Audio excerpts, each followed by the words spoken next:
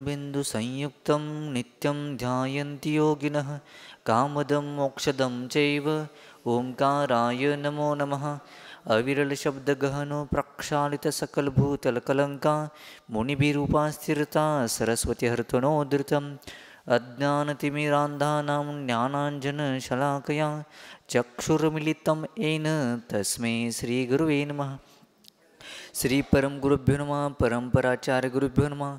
सकल कलुष विध्वंसकम श्रेयसां परिवर्धकम धर्म संबंधकम भव्य जीवमनः प्रतिबोधकारकम इदं शास्त्रम श्री मूलाचार प्रदीप नामधेयम अस्य मूलग्रंथकर्तार श्री सर्वज्ञ देवास्तदुत्तर ग्रंथकर्तार श्री गंधर्वदेवाः प्रतिगंधर्वदेवाः तेषां वचनसार मासाद्याचार्य श्री सकलकृति आचार्य विरचितम् इदं शास्त्रं श्री श्रोतार सावधानतया शृण्वन्तु।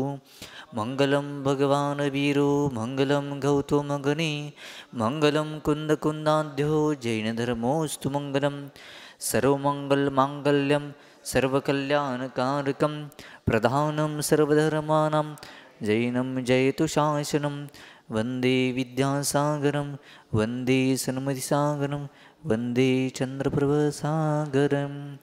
जबुलाचार्य गुरुवर सकलकृति महामुनि राज की, चारित्र चक्रवर्ती प्रथमाचार्य शांति सागर जीवनी महाराज की, शांतमूर्ति वासल रत्नागर आचार्य गुरुवर सन्मति सागर जीवनी महाराज की, मम दीक्षा गुरु आचार्य गुरुवर चंद्रप्रभ सागर जीवनी महाराज की, मुनि श्रीवीर सागर जीवनी महाराज की, समस्त मुनि संघ की।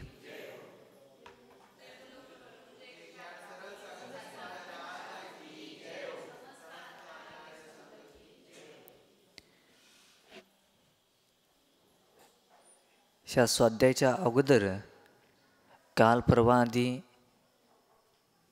पदविभागी समाचाराचं स्वरूप आणि इच्छाकार आदी असे अनेक विषय होऊन गेलेले आहेत। त्याच्यानंतर याच्याच पुढं आता परत पुन्हा सांगत आहे की मिथ्याकार समाचार याचं स्वरूप काय आहे ते इथं सांगत आहेत। अतिचारे व्रतादीनां जातेंग वाक्यमानसः अशुभेश्च पदा प्रमादाक्षय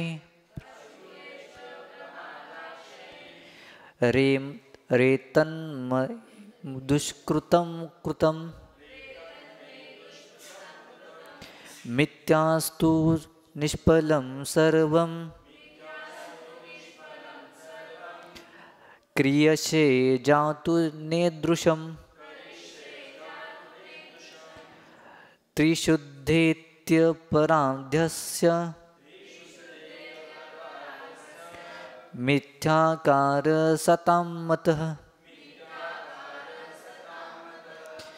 अतिचारे व्रतादीनां जातेंग वाक्यमासः अशुभैश्च प्रमादायश्च दुष्कृतं मिथ्यासुतं सर्वं दर्शये चातु नेदृशं विशुद्धेत्यपराधस्य मिथ्याकार सतां मतः। अतिचारे व्रत आदीनां जातिंग वाक्य मानसः अशुभः च प्रमाद अक्षय एतन्मे दुष्कृतं कृतं मिथ्या अस्तु निष्फलं सर्वं करिष्ये जातु नेदृशं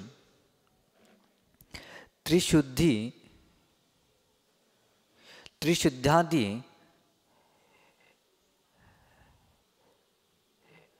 इति अपराधस्य मिथ्याकारः सतां मतः।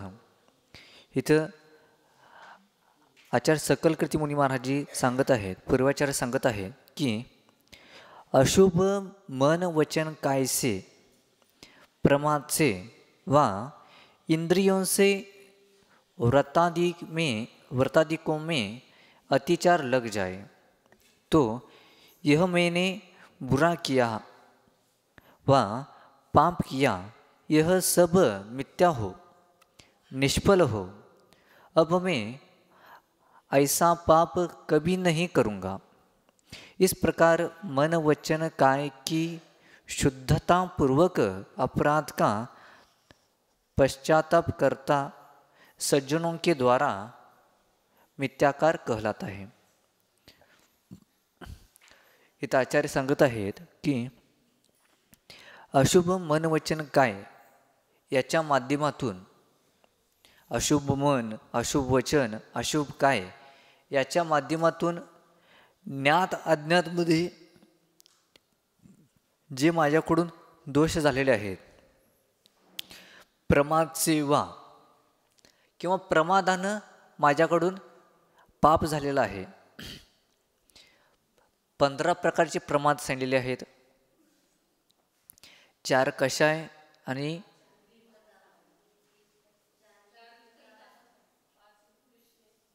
थांबा की जरा एक मिनिट। 15 प्रमाद सांगितलेले आहेत। त्याच्यामध्ये 4 कषाय, 9 कषाय, स्नेह आणि निद्रा याच्यामध्ये पण हे मिळून 15 झालं। आणि दुसरा आहे 4 विकथा, राजकथा, भोजकथा, भोजनकथा, स्त्रीकथा, चोरकथा अशा या प्रमादाच्या द्वारे व इंद्रियों से 5 इंद्रियांच्या माध्यमातून आणि मनाच्या दुष्कृत्य। आता सुरुवातीला सांगितलं होतं की मनवचन काय, आता हे सर्व काही जोडून घेतलं तर इंद्रिय आणि मन याच्या माध्यमातून मनामध्ये, वचनामध्ये, कायेमध्ये एकेंद्रियपासून संज्ञी पंचेंद्रियपर्यंत त्या जीवांचा घात झाला असेल, त्यांनासने त्रास दिला असेल किंवा त्यांच्या हिंसेसाठी मारण्याचा प्रयत्न केले किंवा भावना केली, अशा अनेक कारणाने ह्या जीवाने पाप मिळवून घेतला। आणि याच्यामुळं अहिंसा आदी 5 व्रतामध्ये अतिचार लागले।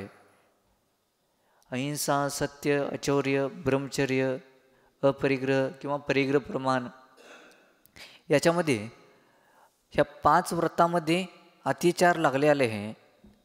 तो यह मैंने बुरा किया, तर ही तर भावना केलेली आहे की हे माझ्याकडून हे दुष्कृत्य झाले, माझ्याकडून पाप झालेलं आहे। आणि याच्यामुळं त्या जीवांना माझ्याकडून जे काही दुःख, वेदना, त्रास आदी झालेला आहे त्याचे मी त्या पापाबद्दल मिथ्या हो, म्हणजे मी त्याच्यावर मिथ्या म्हणजे खोटं, ते पाप माझं खोटं होऊ दे, नष्ट होऊ दे। तस मिच्छामी दुकडा आम्ही रोज प्रतिक्रममध्ये म्हणतो। देवशिक प्रतिक्रमण, रात्रिक प्रतिक्रमण, पाक्षिक प्रतिक्रमण, चातुर्मासिक प्रतिक्रमण, संवत्सरिक प्रतिक्रमण, एर्यापतिक प्रतिक्रमण असे 7 प्रतिक्रमणाच्या माध्यमातून आणि अंतिम शेवटला उत्तमार्थ प्रतिक्रमण अशा 7 प्रतिक्रमणाच्या द्वारे जे काही जीवनामध्ये किंवा देवशिकमध्ये किंवा रात्रिकमध्ये जे काही पाप लागलेलं आहे ते माझं मिथ्या हो, म्हणजे नष्ट हो, इथं भावना केलेली आहे। निष्फल हो, त्या पापापासून जे काही फळ मिळणार होतं, शुभ असेल, शुभ कर्म केलं असेल तर शुभ कर्म, अशुभ कर्म केले असेल तर अशुभ कर्म, अशा पाप कर्माचं फळ हे नष्ट हो अशी तर भावना केली। अब मैं ऐसा पाप कभी नहीं करूँगा, भविष्यामध्ये असं माझ्याकडून कुठलेही पाप घडू नये ही तर भावना केलेली आहे। आणि भूतकालामध्ये जे माझ्याकडून पाप झालेलं आहे ते नष्ट हो, एकावेळी दोन्ही भावना केलेल्या आहेत. काय केलेल्या आहेत? एकावेळी दोन्ही भावना केलेल्या आहेत. भविष्यात माझ्याकडून हे पाप होऊ नये आणि जे पूर्व काही पाप झालेलं आहे ते पाप माझं नष्ट हो. ऐसा मैं पाप कभी नहीं करूँगा. करूँगा म्हणजे भविष्यामध्ये करणार नाही. इस प्रकार मन वचन काय की शुद्धतापूर्वक अपराध का पश्चाताप करना सज्जनों द्वारा मिथ्याकार कहलाता है. आणि ह्या प्रकारे मी मनापासून, वचनापासून, कायेपासून तिन्हीची शुद्धतापूर्वक जे माझ्याकडून पूर्वमध्ये पाप झालेले आहे त्या पापाचं मी पश्चाताप करतो. ते पाप झालेलं आहे ते माझ्या मनाला अतिशय दुःखदायक झालेलं आहे. ते पाप माझं नष्ट हो असं सज्जन पुरुषांच्या द्वारेच हे असं मिथ्याकार जे काही पाप झालेलं आहे मिथ्या म्हणजे खोटं होऊ दे अशी इथं भावना केली जाते. आता इथं सज्जन पुरुष म्हणजे कोण घेणार आपण? जे पापापासून भेटतात तेच सज्जन आहेत. कारण ज्यांना पापाचीच भीती नाही त्याला सज्जन म्हणू शकत नाही. सज्जन मनुष्य तोच आहे जो पापापासून भिवून पुण्य कार्यासाठी प्रयत्न करतो किंवा मिथ्या मार्ग सोडून समीचीन मार्गाला धारण करतो तो सज्जन पुरुष. आणि हे सर्व काही गुण जे व्रती महाव्रती आहेत यांच्यामध्येच गुण हे पाहायला मिळतात. कारण अव्रती तर काही पापाला कधी भेटच नाही. पाप कार्यामध्ये सतत कार्यामध्ये लीन असतो. व्रतीमध्ये स्थावर हिंसेचा त्याग नाही परंतु त्रस हिंसेचा त्याग आहे व्रतींच्यामध्ये. आणि महाव्रतीमध्ये त्रस आणि स्थावर दोन्ही हिंसेच्या पापापासून विरक्त होण्याची भावना तर सतत आहेच. आणि दोन्ही हिंसेपासून म्हणजे स्थावर हिंसा आणि त्रस हिंसा या दोन्ही हिंसेचा त्यांनी त्याग केलेला आहे. न कळत काही ज्ञात अज्ञातमध्ये मनवचन कायामध्ये चुकून जर का काही पाप जरी लागलं तरीसुद्धा ते माझं पाप सर्व काही नष्ट हो, मिथ्या हो, निष्फल हो अशी इथं भावना केली आहे.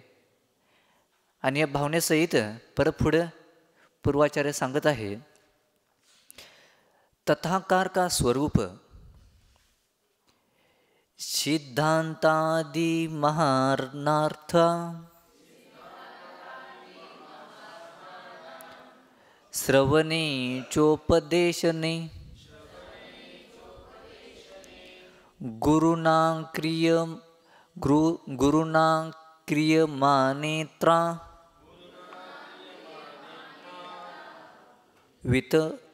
वितथे यन्निरूपम भवद्भिः सकलार्थं तत्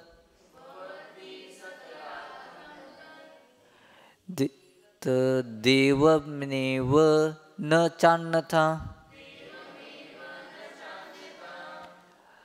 तदुक्तम इत्युक्त्वा श्रवणं तेषां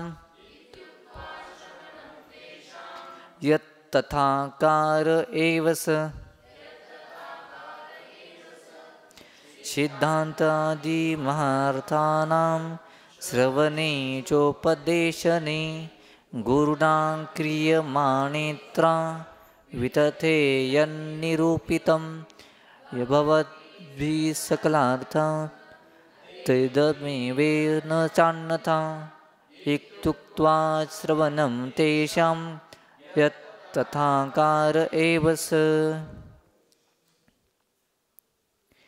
सिद्धांत आदि महाशास्त्रों के अर्थ सुनने पर अथवा गुरु के यथार्थ उपदेश देने पर यह कहना कि आपने जो कहा है सो सब यथार्थ कहा है, वह अन्यथा नहीं। इस प्रकार कहकर उन शास्त्रों का सुनना तथाकार कहलाता है। सिद्धांत आदि शास्त्र यांना महाशास्त्र के सुनने, महाशास्त्रों के अर्थ सुनने पर जे पूर्व आचार्याने सांगितलेलं आहे, किंवा जसं आगम म्हटलं जातं। आगम म्हणजे काय? आ ग म। आ म्हणजे आपता। आपता हे अरिहंत भगवंतांना म्हटलं जाते। कुणाला म्हटलं जाते? अरिहंत भगवंतांना आपता म्हटलं जाते। ग म्हणजे गंधर आणि म म्हणजे मुनी। जसं आपण सुरुवातीला मंगलाचरण केलं, मंगलाचरण करताना काय काय म्हणत होतो आपण? श्री सर्वज्ञ देवा तदुत्तर गंधर्देवा प्रतिगंधर्देवा स्तेषां वचोनुसार मासाद्य आचार्यश्री। आता हे मूलाचार प्रदीप सकलकृती आचार्यांचं आहे। म्हणजे याच्यामध्ये मुख्य वक्ता कोण आहेत? श्री सर्वज्ञ देवा, सर्वज्ञ देवा अरिहंत भगवान। त्याच्यानंतर गंधर्देवा, आ ग ग म्हणजे गंधर, प्रतिगंधर्देवा तेषां वचनुसार मासाद्य आचार्यश्री, म्हणजे आ ग म हे तिन्ही पण आले। आणि ह्या आगम ग्रंथांचं सिद्धांत आदी ह्या महान शास्त्रांचे अर्थ सुनणे म्हणजे ऐकत असताना, किंवा गुरु के यथार्थ उपदेश देने पर यह कहना, पूर्वाचार्याने सांगितले, सर्वज्ञ भगवंतांनी म्हणजे अरिहंत तीर्थंकर भगवंतांनी सांगितलेलं आहे, ती जिनवानी ग्रहण करून गंधर्व भगवंतांनी ते सूत्रबद्धमध्ये गुंतलेलं आहे। आणि ह्या सूत्रबद्धामध्ये गुंतल्यानंतर गंधर्व भगवंतांनी परत पुन्हा उपदेश दिला, आणि ह्या उपदेशाला ग्रहण करून मुनिराजांनी हे लिपिबद्ध केलेलं हे आगम सिद्धांत ग्रंथ हे महान शास्त्र। आणि ह्या आगम ग्रंथांचं शास्त्राचं आपण ग्रहण करताना म्हणजे श्रवण ऐकत असताना ह्याच्यावर कुठल्याही प्रकारे शंका घ्यायचं नाही। याच्यामध्येच मागं होऊन गेलेला आहे विषय।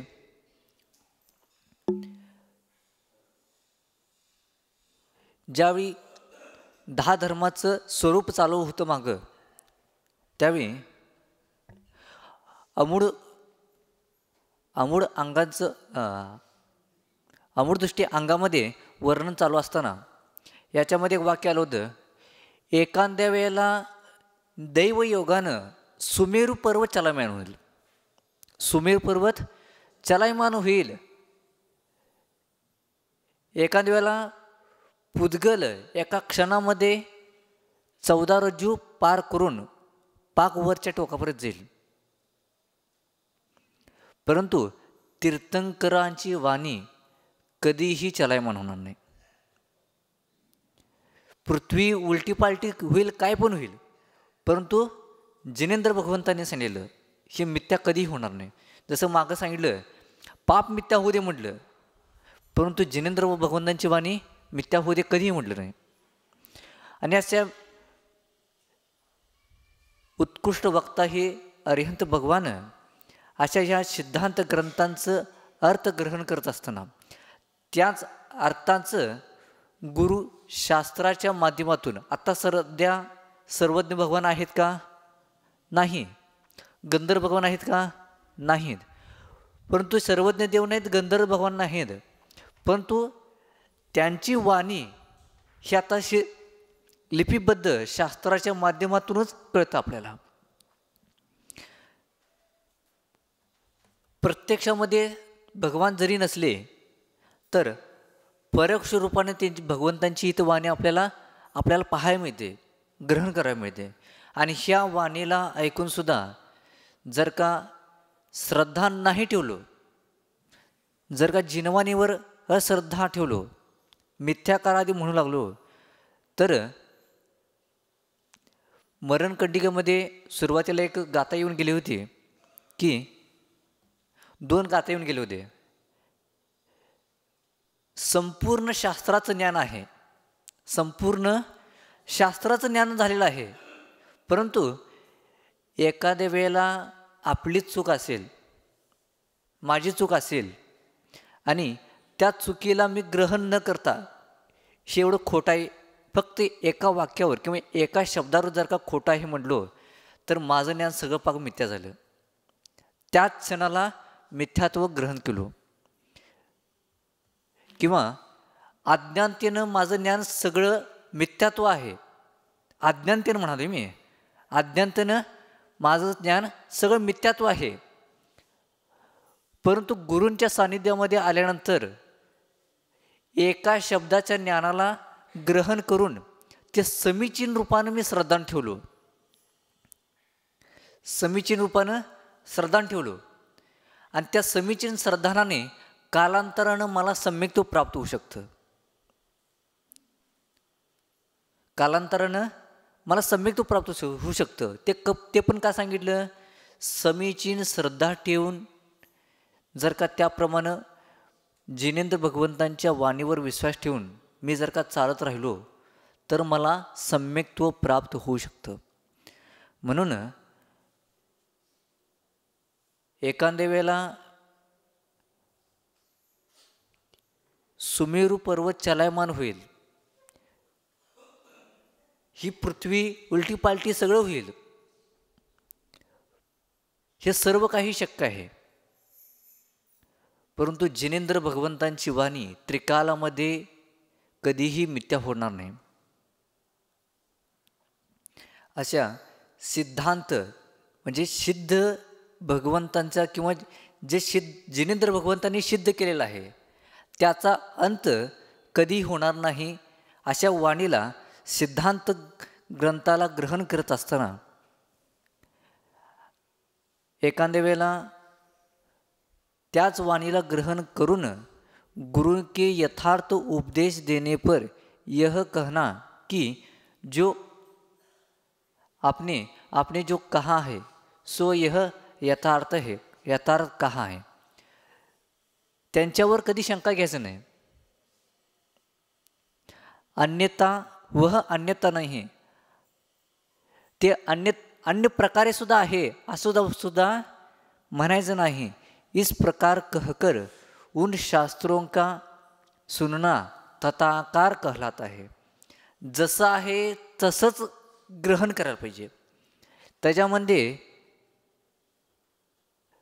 अन्य कुठलेही मत घालायचं नाही. वक्ता आणि श्रोता याचे गुण सांगत असताना श्रोताचे 10 काहीतरी गुण सांगितलेत. त्याच्यामध्ये काही श्रोता म्हैशीसारखे असतात, काही श्रोता फुटलेल्या गाडग्यासारखं असतात, काही श्रोता चाळणीसारखे असतात, काही श्रोता फुकलेल्या नळीसारखं असतात. म्हणजे इकडं ऐकच इकडं सोडून द्यायचं. काही गाडग्यात किती जरी पाणी घातलं खाली होल छिद्र असेल तर काय राहत नाही. काही म्हैशीसारखे म्हणजे पाण्यापाशी जाऊन कडेला थांबून पाणी पित नाहीत, आज 4 पावलं घालून सगळं पाक ढवळून परत मिसळून पिणार. तसं जिनवानी ग्रहण करत असताना निर्मल मन वचन कायपूर्वक त्याला ग्रहण करून त्याच्याप्रमाणे आचरण केलं तरच आपल्या पापकर्माची निर्जर होणार आहे. आणि त्या जर का तुम्हाला वाईट वाटलं म्हणून तुम्ही त्याच्यामध्ये अन्य मत घालून तुमचे मतं जोडून वेगवेगळे फोडणी मसाला सगळं जोडून तुम्ही जर का त्याच्यामध्ये ग्रहण करून परत जसं ग्रहण केलेत म्हणजे जसं गुरूंनी सांगितलेलं आहे तसंच त्याप्रमाणे दुसऱ्यांना तुम्ही सांगत नसाल, त्याच्यामध्ये सगळं पाक चुकीच्या गोष्टी जोडून जर का तुम्ही प्रचार प्रसार करत असाल तर याच्यामध्ये मिथ्यात्वाचाच प्रचार प्रसार होऊ शकतो. म्हणून तथाकारमध्ये जसं जिनेंद्र भगवंतांनी सांगितलेलं आहे तसंच उपदेश पुढं सांगत राहिलं पाहिजे. म्हणून सुरुवातीला सांगितलं होतं मंगलाचरण करत असताना श्री गंधर्देवा श्री सर्वज्ञ देवा श्री गंधर्देवा प्रतिगंधर्देवा हे आगम आपल्यापर्यंत मिळालेलं आहे. हे काय आपल्याला डायरेक्ट मिळालेलं नाही. जिनेंद्र भगवंताने सांगितलेलं आहे, परत गंधर्वांना सांगितलेलं आहे, परत लिपिबद्ध मुनिराजांनी केलेलं आहे. आपण किती भाग्यवान आहे एका अपेक्षेनं सांगू तुम्ही की ह्या आता पंचम कालामध्ये सर्वज्ञ देवसुद्धा नाहीत, गंधर्वदेवासुद्धा नाहीत, श्रुतकेवलीसुद्धा नाहीत, अंगधारी पण नाहीत, पूर्वधारी पण नाहीत, अंगाचे एक अंगधारी पण नाहीत. तरीसुद्धा आपल्याला ही जिनवाने पाहायला मिळते, ऐकायला मिळते. जर काही ही सुद्धा जिनवाने आपल्यापाशी नसते तर आपण कुठल्या वेशामध्ये, कुठल्या धर्मामध्ये, कुठल्या कार्यामध्ये लीन असतो याची गॅरंटी नाही. कारण आज जगामध्ये एवढं मिथ्यात्वाचा प्रचार प्रसार आदी होत आहे की सांगणंसुद्धा कठीण आहे. जिनेंद्र भगवंतांची ही वाणी मिळाल्या म्हणूनच आपण निदान जैन धर्म काय आहे हे आपण समजून घेऊन त्याप्रमाणे निदान पूर्णपणे जरी आचरण नाही केलं तर निदान सम्यकदर्शी ज्ञानचार्य तर याच्यावर श्रद्धा ठेवून त्याच्यावर चालण्याचा थोडं तरी प्रयत्न करत आहे.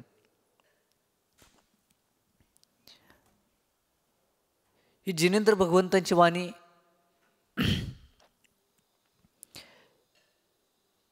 किती महत्वशील आहे त्याचं एक उदाहरण देतो तुम्हाला. एक अकबराची सभा चालू होती आणि त्या सभामध्ये हजारो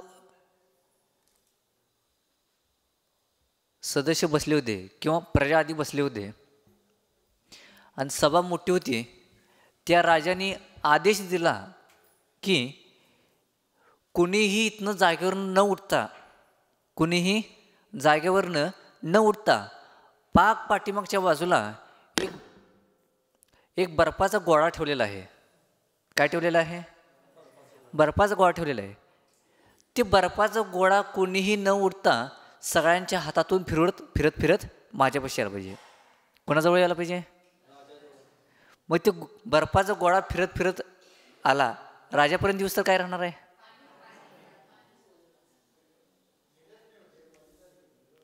शेवटपर्यंत फक्त वल्ला हात मिळालं.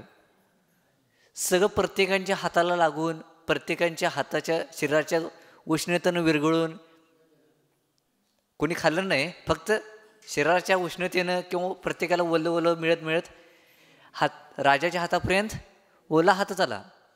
तसं उत्कृष्ट वक्ता हे अरिहंत भगवान त्यांची वाणी जेवढी होती तेवढं पूर्णपणे गंधर्व भगवंतांनी सुद्धा ग्रहण करू शकलं नाही. कारण स्वयंक्षेम ज्ञान आहे. कारण स्वयंक्षेम ज्ञान आहे. पण जेवढं त्यांनी ग्रहण केलेलं आहे त्या ज्ञानातून सुद्धा जेवढं त्यांनी ग्रहण केलं आहे त्यातलं त्यांनी पूर्णपणे सांगू शकलं नाहीत. आणि त्यांनी जेवढं सांगितलेलं आहे त्यातलं सुद्धा जे मुनिराजा आहेत त्यांनी पूर्णपणे ग्रहण करू शकले नाहीत. जेवढं मुनिराजांनी ग्रहण केलेले आहेत ते सर्व मुनिराजांनी ग्रहण केलेलं त्यांनी लिपिबद्ध पूर्णपणे करू शकले नाहीत. म्हणजे प्रमाण कमी होत गेलं.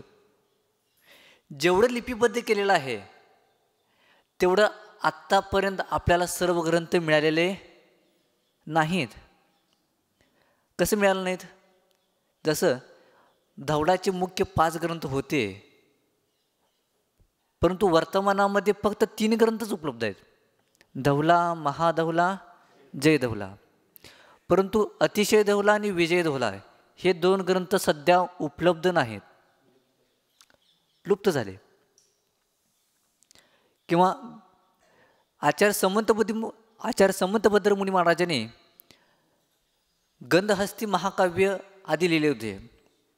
असे अनेक ग्रंथ आज वर्तमानामध्ये उपलब्ध नाहीत. आणि जेवढे उपलब्ध आहेत तेवढं आपण सगळं वाचतो का? नाही वाचत. जेवढं वाचलो आहे तेवढं समजतं का? आधी समजतं का? समजत नाही. जेवढं समजलं आहे तेवढं आचरण करतो का? नाही. म्हणजे जिनेंद्र भगवंतांची वाणी किती दुर्लभ आहे. आणि या दुर्लभ वाणीला सुद्धा ग्रहण करून आपण जर का ह्या मनुष्यभावामध्ये, ह्या पंचम कालामध्ये ह्या वाणीला ग्रहण करून आपण जर का मोक्ष मार्गामध्ये पुढे चालत नसेल तर आपलं हे महादुर्भाग्य आहे.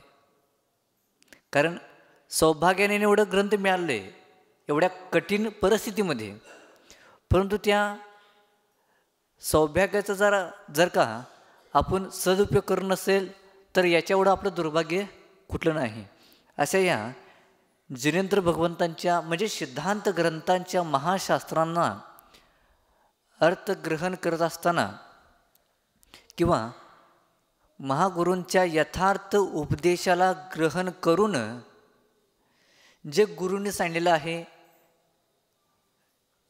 ते सर्व काही यथार्थ म्हणजे जसं सांगितलेलं आहे ते खरोखरच आहे, अन्य प्रकारे नाही.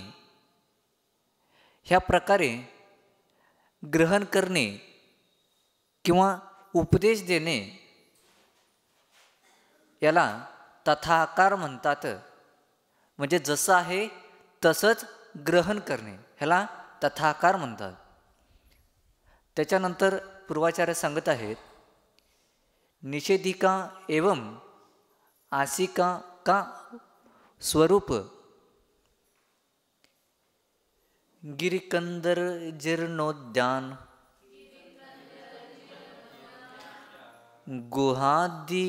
गुहापुलिनादिषु प्रवेश समये कार्याङ्ग्य बाह्यायै निषेधिका तेभ्यो दरिद्र्यादि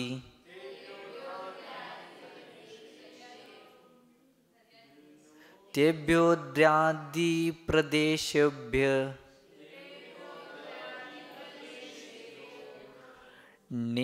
निर्गमने सदा विधात व्यासिका व्यंतरादि प्रदित्या विचक्षणे गिरिकंदर जीर्णोद्या न गृहाद्या पुलिनादिषु प्रवेश समये कार्याङ्ग्य भायायेषका हेभ्यो दयादिपदेशेभ्यो निर्गमने सदा विधात व्यासिका व्यस्तरादि प्रत्याविचक्षणे. किसी पहाड़ की गुफा में गिरी कंदर जीर्ण उद्यान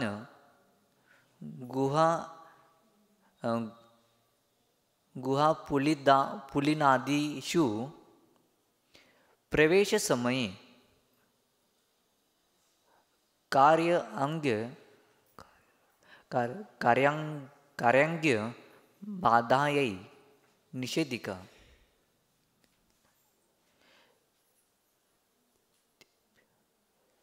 तेभ्योद्रादि प्रदेशेभ्य अन्ये निर्गमने सदा विधातव्यसिका व्यंतर आदि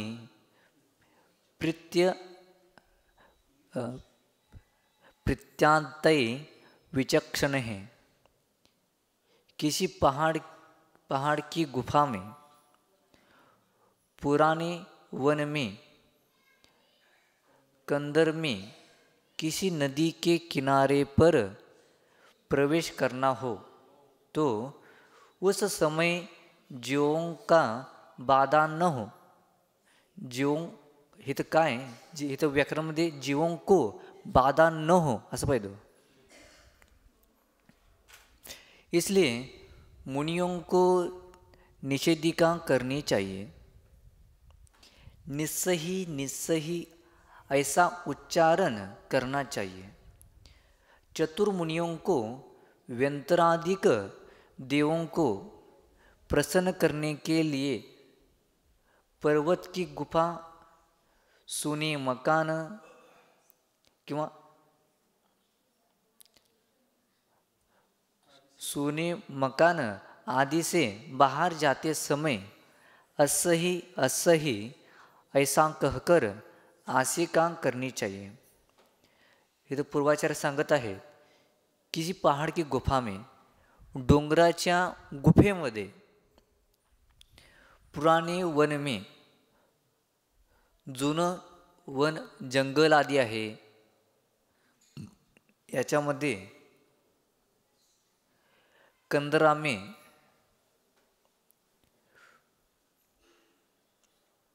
कंदरचा इथे काय अर्थ आहे? कंदरचा अर्थ काय? कंदरचा अर्थ मला पूर्ण माहिती नाही. एखाद्या दरी आधी काय तर आहे.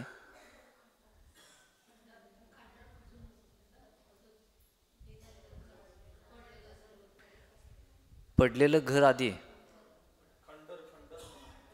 कंदर. ठीक आहे, अनेकदा बघून परत पाहूया.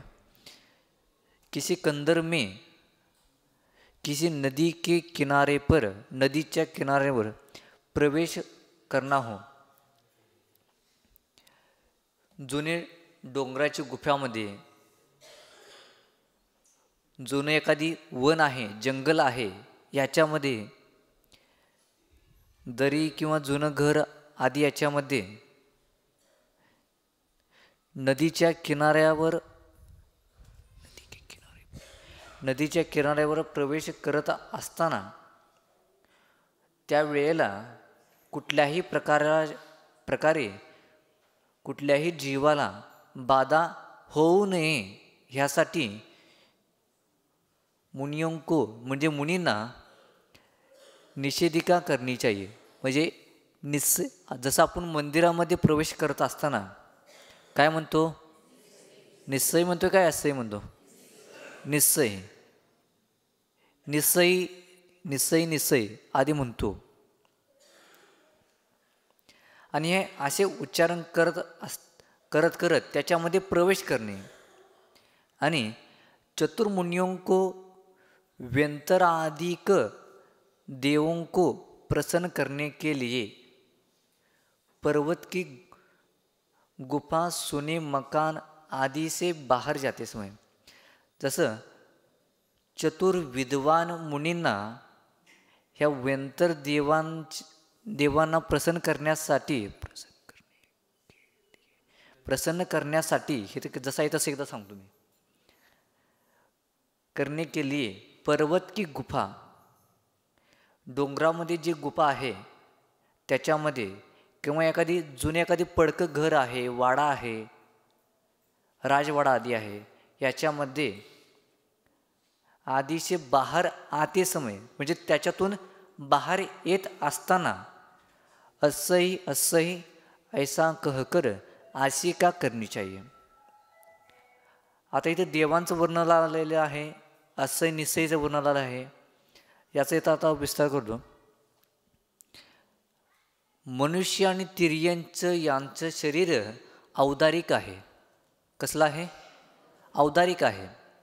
आणि देव आणि नारकी यांचे शरीर वैकृिक आहे. आणि वैकृिक शरीर आपल्याला डोळ्याला दिसत नाही. आत्ता सध्या दिसत नाही. आता दिसत नाही याचा अर्थ इथं देव आहेत असं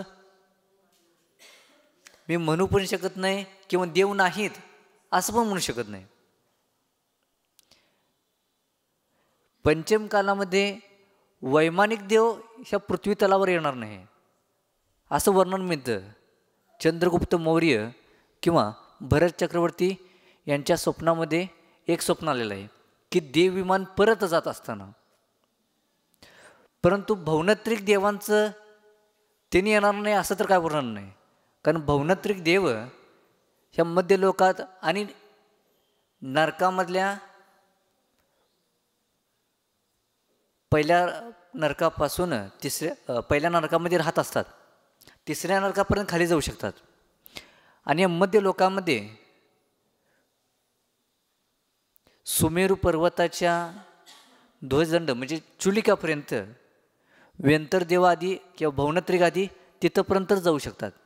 आता ह्या मध्य लोकामध्ये सर्वत्र असतात. इथं वर उदाहरण दिले,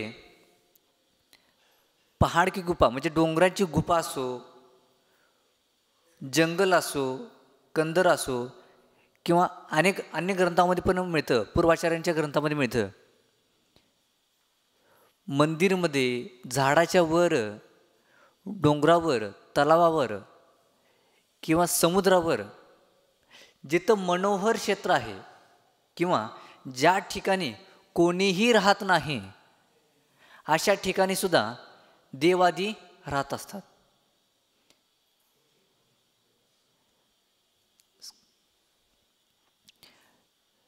ज्योतिष देव हे सूर्य, चंद्र, ग्रह, नक्षत्र आदी हे आधी आले. ही विमान आहे, त्याच्यामध्ये राहणारे देव. व्यंतरदेव ज्यांचं स्वरूप सांगत असताना वर्णन देतात की अत्र तत्र विचरंती इति व्यंतराः, म्हणजे ज्यांचं राहण्याचं ठिकाण फिक्स नाही, ज्यांचं राहण्याचं ठिकाण फिक्स नाही अशा देवांना व्यंतर म्हटलं जातं. जसं एखादी व्यक्ती एका ठिकाणी स्थिर राहत नसला तर काय व्यंतरासारखं फिरत आहे, सहज बोली भाषेत बोलतो, तसं व्यंतरांचं राहण्याचं ठिकाणं फिक्स नाही. आणि भवनवासींचं उत्कृष्ट रत्नांनी बनलेलं नरकामध्ये त्यांचे उत्कृष्ट भवन आहेत. परंतु तिथं जरी भवन असले तरीसुद्धा मध्य लोकामध्ये सुद्धा आनंद घेण्यासाठी किंवा मनोरम आदी पाहण्यासाठी इथं मध्य लोकात सुद्धा येऊ शकतात. जसं संवत्सरणामध्ये आलेलं वर्णन मिळतं, चारी निकायचे देव तिथं आलेलं वर्णन मिळतं. मंदिरामध्ये अकृत्रिम चैत्यामध्ये जात असलेलं वर्णन मिळतं. मग आपण आपल्या डोळ्यानं ह्या देवांना आधी पाहू शकत नाही. मग आपण जात असताना ते जर का देव भगवंतांचे दर्शन करत असताना तर आपल्याकडून त्या देवांना कुठल्याही प्रकारचे किंवा सूक्ष्म जीवांची कुठल्याही हिंसा होऊ नये, त्यांना बाधा होऊ नये, त्रास होऊ नये म्हणून प्रवेश करत असताना निस्सही असं म्हटलं जातं. तुम्ही सुद्धा तुमच्या घरामध्ये किंवा कुठल्याही स्थानावर जात असताना, नवीन ठिकाणी किंवा रोजचं तुमचं जाण्याचं ठिकाण आहे तरीसुद्धा निस्सई आदी हे म्हणणं आवश्यकच आहे. आणि या चतुर्निकाय देवांचे व्यंतरादी देवांना प्रसन्न करण्याचं म्हणजे त्यांना कुठलाही त्रास बाधा न होणे, कारण बाधा दिलं तर ते अप्रसन्न झाले, त्यांना दुःख झालं. निस्सईचा अर्थ आहे की आमच्याकडून कुठलीही बाधा होऊ नये, तुम्ही यथायोग्य स्थानावर विराजमान व्हा, माझ्यामुळं तुम्हाला कुठली बाधा होऊ नये. एक म्हण आहे, बसताना अशा ठिकाणी बसा की जेणे कोणी उठ म्हणू नये. कोई ऐसी जगह बैठो कोई कही ना उठ, ऐसी बोली बोलो कोई कही ना झूठ. बसत असताना अशा ठिकाणी बसा की जेणेकरून तुम्हाला कुणी उठ म्हणाय नको, आणि बोलत असताना असं बोला की कुणी तुम्ही खोटं सांगलाय किंवा तुम्ही काय तर वेगळं सांगालाय म्हणून ग बस असं मग कुणी म्हणाय नको. म्हणून तसंच त्या प्रकारे जिनशास्त्रामध्ये सांगितलं आहे की आपण मंदिरमध्ये भगवंतांचं दर्शन करत असताना नीट भगवंतांच्या समोर बसून कधी दर्शन घ्यायचं नाही. आता आपलं हे मंदिराचं द्वार हे मोठं आहे, बाहेर जरी थांबलं तरीसुद्धा दिसते. आता तेच जर का तुम्ही तुमच्या जुन्या मंदिराचं द्वार बघितला, केवढं होतं? 3 किंवा 3.5 फुटाचं द्वार, दरवाजा, चौकट बाहेरचं, आणि गर्भगुडीतला दरवाजा पण तेवढं किंवा त्याच्यापेक्षा पण लहान होतं. एखादा व्यक्ती जर का नीट मध्ये थांबला तर बाहेरच्या व्यक्तींना दिसणार आहे का? नाही. म्हणून बसत असताना सुद्धा अशा ठिकाणी बसायचं की आपण दर्शन करत असताना की आपल्यामुळं जो बाहेरून कोणतरी एखादी दर्शन घेत असेल तर त्यांच्या दर्शनाचा अडथळा आला म्हणजे दर्शनावर्णीय कर्माला बंदाला निमित्त होऊ शकतो. जसं ज्ञानावर्णीय कर्माचा बंद आहे तसंच दर्शनावर्णीय कर्माला सुद्धा निमित्त होऊ शकतं. आता काही जण मंदिरात न येता बाहेरून दर्शन करून जातात, काही अडचणीमुळे येऊ शकत नाहीत. जसं वृद्धिसूतक असताना प्रवेश करत नाहीत, मग बाहेरच्या बाहेर मानसंत दर्शन घेत असतात किंवा बाहेरून आत पाहून भगवंतांचं दर्शन घेत असतात. मग त्यांच्या दर्शनाला बाधा येऊ नये. ज्यांना आत यायला योग्य आहे त्यांनी आत येऊन भगवंतांचं दर्शन घेतात. मग आपल्याला व्यंतर देवांचं शरीर काय दिसणार आहे का? नाही दिसत. जर का त्यांनी स्वइच्छेने त्यांनी प्रयत्न केले देवादी, तर त्यांनी विक्रियाच्या द्वारे त्यांनी अनेक रूपाला धारण करून आपल्याला डोळ्याला दिसू पण शकेल. जर का त्यांनी विक्रियाच्या द्वारे प्रयत्न केले तर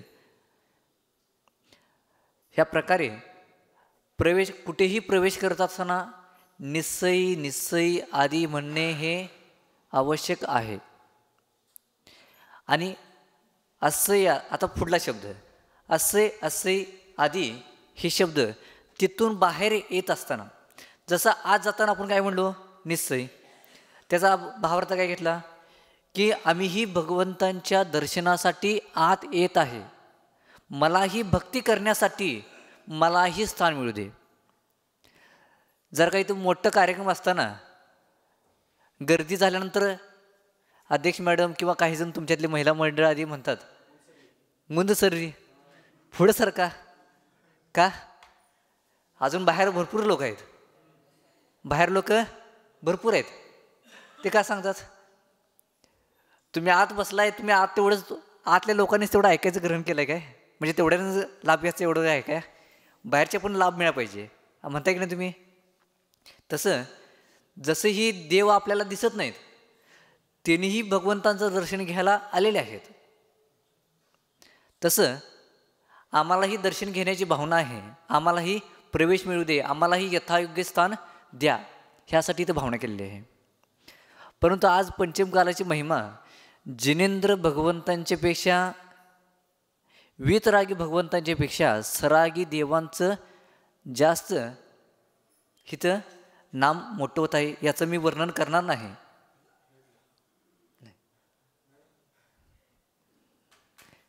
रागी सरागी या शब्दावरूनच ओळखून घ्यायचं. नमोरेंतन. परंतु यथायोग्य स्थानी त्यांनी सुद्धा भगवंतांच्या दर्शनासाठी भक्ती करण्यासाठी आलेले आहेत. यथायोग्य त्यांची यथास्थिती त्यांची पाहिजेच. आणि सर्वता बाहेर काढलं हे सुद्धा योग्य नाही. म्हणून आपण जिनेंद्र भगवंतांचे दर्शन घेत असताना असंही म्हणत बाहेर यावं. मगाशी निश्चय मगाशी झालं वर्णन. आता असं म्हणत भगवंतांचं दर्शन करून बाहेर, मगाशी असे निश्चय झाले हो म्हणून आता असंही सांगायला निश्चय म्हणत बाहेर यायला पाहिजे. फक्त हे मंदिरासाठीच लावायचं नाही, प्रत्येक ठिकाणी हे लावायचं आहे. कारण व्यंतरादी भवनादी ज्योतिष आदी हे देव आपल्या डोळ्याला दिसू शकत नाहीत. त्यांचं शरीर वैक्रिक शरीर आहे. आपृच्छा नामक समाचार का स्वरूप।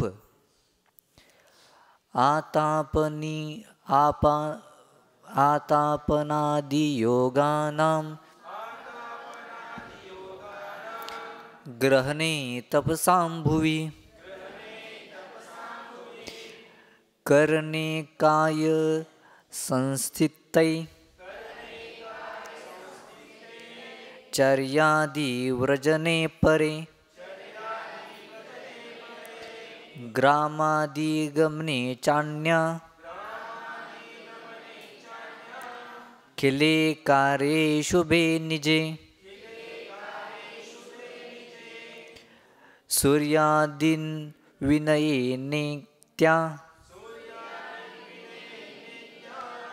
पृच्छा कार्यासु शैक्षणे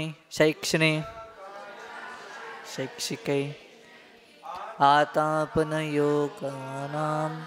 ग्रहणे तपसां भुवि करणे काय संस्थितै कार्यादिव्रजने परे ग्रामादिगमने चान्या खिले कार्ये शुभे निजे सूर्यादीन विनये नित्या पृच्छा कार्या शुभे शिक्षके। शिष्य मुनियों को आतापन आदि योग के धारण करते समय तपश्चरण धारण करते समय शरीर को स्थिर रखने के लिए चर्या आदि कार्य को जाते समय